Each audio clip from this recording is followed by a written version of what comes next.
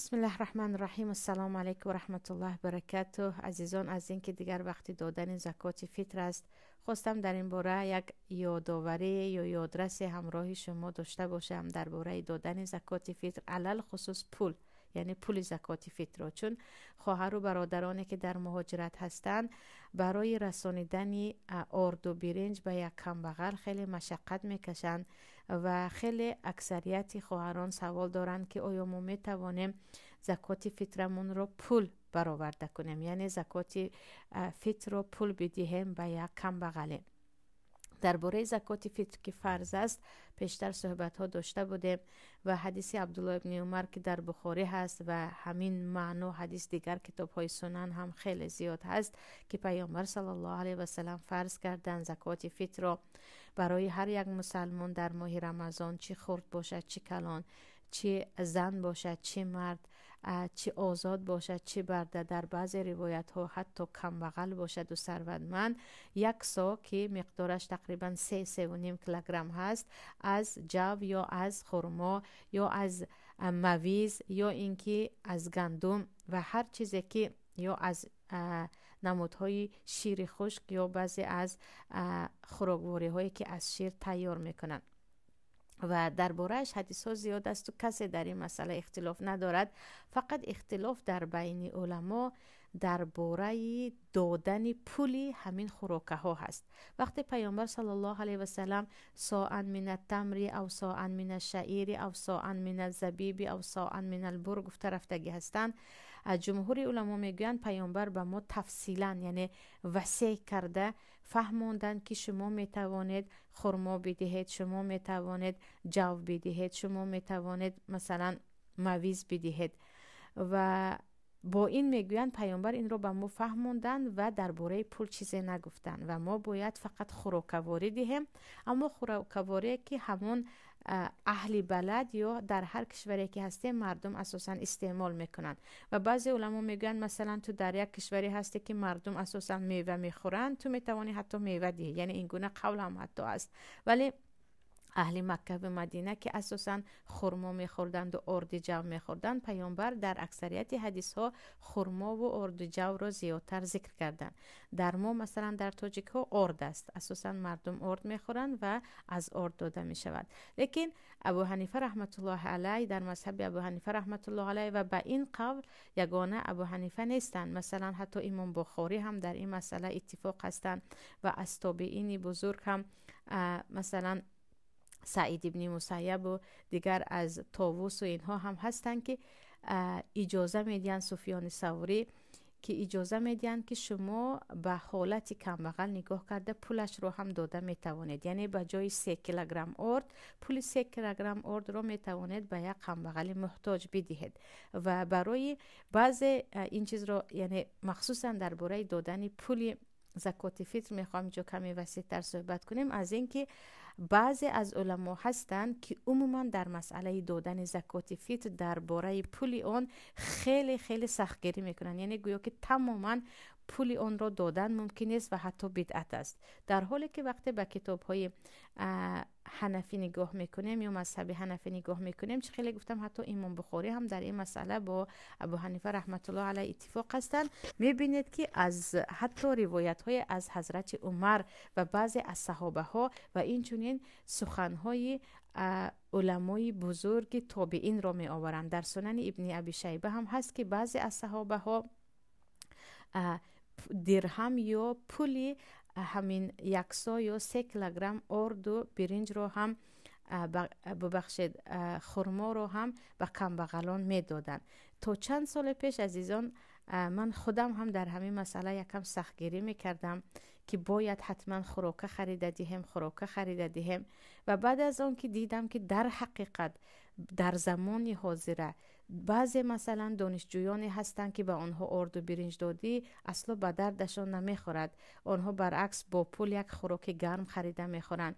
یا بعضا زمانی هم شده بود که ما با پول زکات فطر یک مهاجره که برای چیپت خریدن یا گفتیم بلیت خریدن شرایط نداشت، راهگیرای او رو تماما آماده کرده بودیم. الان سخنی یا گفتیم قولی مذهب حنفی و امام بخاری و ابن تیمیه هم در اینجا هستند. راجح میدانم که وقتی که من و شما دیدیم که یک محتاج نظر به ارد و برنج به پول نیازتر دارد، پولش رو دادیم هم انشاءالله گناهکار نمیشویم.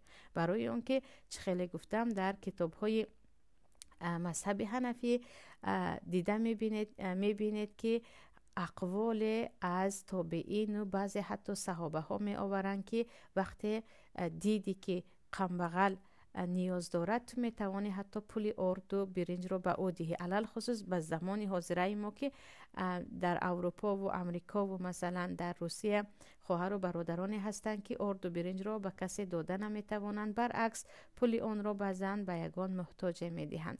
پس اینجا در نزد جمهور علما اگرچه حتما باید خوراک خریده داد، در مذهب ابو حنیفه رحمت الله علیه پولش رو هم داده می شود و انشاءالله اشکال ندارد. ولی اینجا یک چیزی هست که هر سال هم گویم هم باز در تکرار زیان نیست. بعضی ها فکر میکنن پول همین 3 کیلو برنج رو میتوانم به مادرم دهم، به پدرم دهم، به خواهر بیماری که همراه مادرم است دهم، یا بعضیا به مسجد میدهم که به مسجد قالین خرند، یا برای ساختن راه ها میدهم و چیزی دیگر. عزیزان، پیامبر صلی الله علیه و سلم زکات فطر رو میگویند طعمة للمساکین، یعنی طهرة للصائم من اللغو و الرفث و طعمة للمساکین. یعنی زکات فطر انسان‌های روزه‌دار را از هر گناه آلودگی که در روزه‌داری به آن دست زدن پاکیزه می‌سازد و این چنین خوراک است برای محتاجان. وقتی شما زکات فطر می‌دهید باید به یک نفری محتاج بدید و بهترش این است که به اهل خانواده خود ندید، یعنی به دادر و خواهر خود از فضل و از ایدانه بدید، این رو به یک محتاج دیگر دهید. اگرچه مثلا به پدر و مادر جایز نیست، به فرزندون نبیره ها جایز نیست، و برادر و خواهری که زندگیش جدا هست جایز است، ولی بعضی ها هستن که مخصوص هیچ کمکشون به خواهر و برادر نمیرسد به جز همین پول 3 کیلوگرم اردشون که خیلی و خیلی جای تأسف است. و آتی ذی القربى حقه، وقتی که الله میگوید یعنی تو حق خویش و تبارد رو بده، چه از جهت مالی کمکت باشد چه از کمکایی که عموما به او در زندگی میکنی، یعنی کمکای مادی و معنوی. پس خویش و تبار خود رو، خواهر و دادر خود رو فقط مخصوصی همین 3 کیلوگرم ارد نه، با دیگر کمک ها هم دستگیری کنید. و این یک عیب است که وقتی من به یک برادر یا خواهر زاده محتاج خودم فقط در یک سال پولی چند کیلوگرم ارد و برنج را بدهم.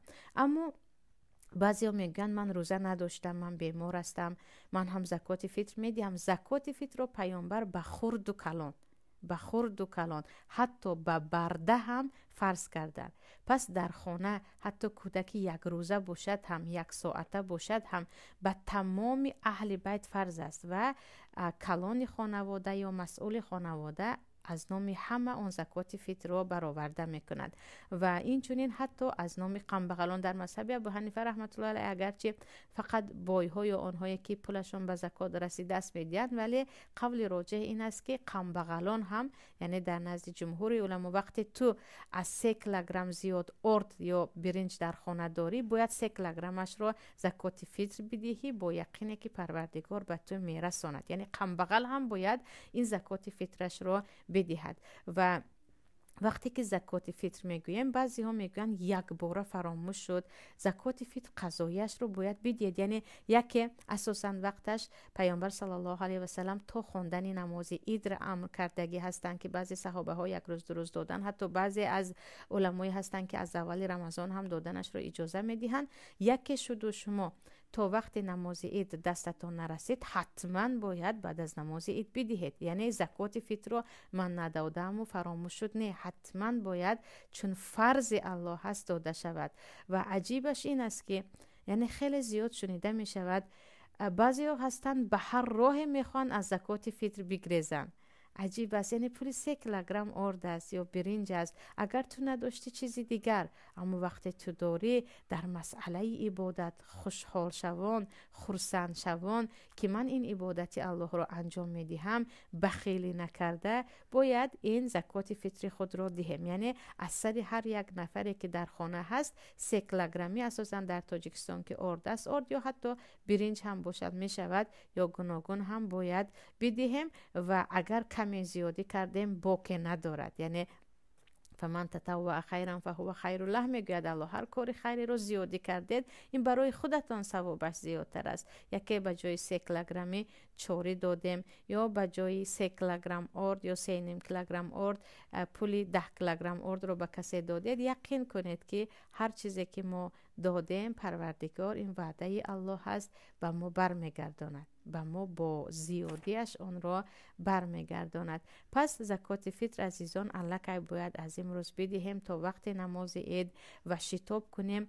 و اگر علاجی نداره، در اطراف غم بغل نیست، توکیل کرده می شود. یعنی کسی رو به خود وکیل گرفته می توانید که فلانی زکات فطری مرا بده، من بعدا پولش رو به تو میفرستم. گفتیم باکی ندارد. اما زینهار که چه خیلی که گفتم در این مسئله تنبلی یا بهانه جویی نکنیم. یعنی با هر بهانه من نتوانستم، من با خود غم بغلم، یا من این رو فقط دارو خریده به خواهرم میدهم و لباس خریده به برادرم میدهم. نه، همان گونه که پیامبر صلی الله علیه و سلم گفتند به محتاجان بدهید، ولیکن حق خویش تبا رو هم آنهایی که دارا هستند فراموش نسازیم. این بود درباره زکات فطر و انشاءالله پروردگار در وقتمون برکت بدهد. خیلی کوتاهک درباره خواندن نماز عید در مذهب ابو حنیفه رحمت الله علیه و چطور خواندن آن در دیگر مذهب ها، علل خصوص آنهایی که در عمره هستند،